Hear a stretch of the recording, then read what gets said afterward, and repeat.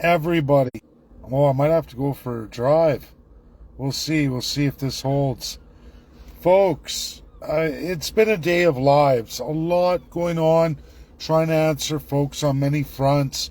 And boom, I get hit right in my feed, probably searches in my field, my area. I've tagged Dr. Richard Albert, a good friend of mine. I have this unceded tribal group from British Columbia who's finished their constitution. Epic. I've read it all. It's not very long. It's in the style of the U.S. Constitution.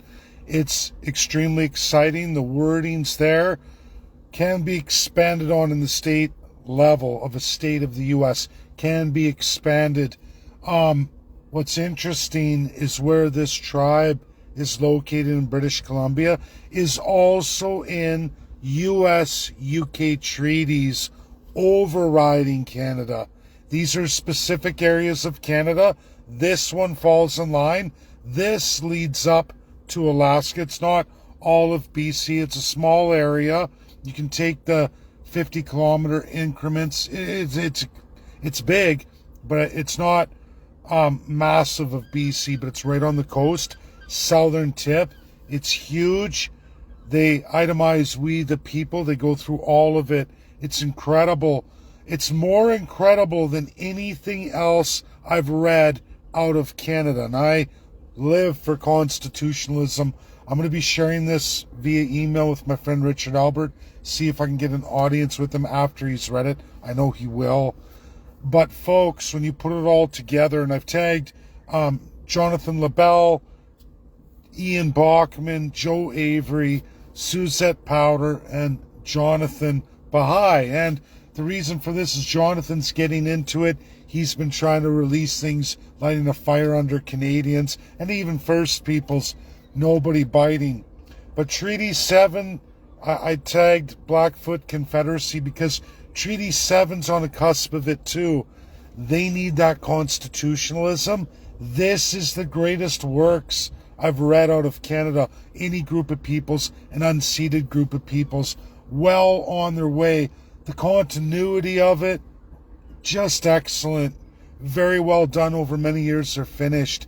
And this, in a U.S.-UK treaty, they can literally negotiate with Donald J. Trump. And more than that, they can move on to Congress. Think about that, Canadians and all First Peoples, whether Inuit, Métis, unceded, ceded, Indian, all under the Indian Act in their own ways. Not one of them is crafted outside of that, unfortunately.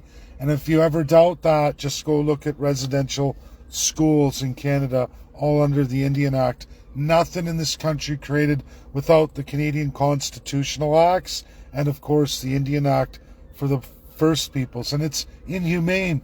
But these are at-war Indians, literally at war with the government of Canada. Something obscene to the United States of America. A lot of people try to make Americans out to be the racists, the cause of all the calamity, even blaming America for slavery. And it's like, wow, really? Like nobody else started this first and brought that into their system as though they didn't inherit all of that evil and they've actually evolved out of that evil over and over and getting better and better year after year. And no one gives America credit for that. Well, we now have an unceded group of Indians, of tribal peoples. They're the, I'm going to say it, Hail is the people, and of their tribe, the Heiltsuk. Heiltsuk, okay? And there's a different spelling of it, of course, but I give it in its defined spelling. And even the tribal council names themselves that way. Very interesting, very incredible.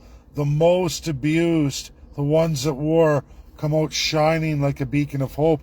And this is what Treaty 7 needs to see. Not just Treaty 7, but it's a start. We can actually walk across Canada on this.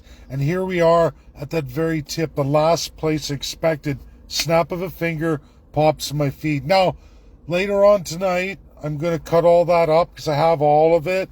I'm converting it to Word Read document. I'm going to put it up on YouTube. This one has to go. And of course, I'm going to give a presentation after it's read out loud for everybody. And it's amazing. They're well on their way beyond any Canadian or any other First Peoples group. These folks are well on their way, pole position. It's incredible. Incredible. And if I can get that educated across First Peoples all along that Great Wall of British Empire, Canada against the United States, if I can get that across to every First Peoples group, I think we can move the mountain of Canada to the 51st state. If I can't do it within the Canadian system, I can't move Canadians, just maybe we can move the First Peoples and force the Canadians, i.e. the political class of the provinces, maybe not territories yet, but when all of the funding falls from the provinces, because the provinces are getting what looks like a dismemberment, forcing Canada, maybe that's the other avenue. I've always said there are many, many ways to skin a cat. I look for every single avenue. I'm always at work on it. And this looks extremely promising. So much coming up this month. It's like, wow, my plate is just filling. We have lots on the international stage. It's just, some of it's amazing. It's incredible. But God bless everybody. We're going to get to it later on tonight. You guys all have a great day. Bye now.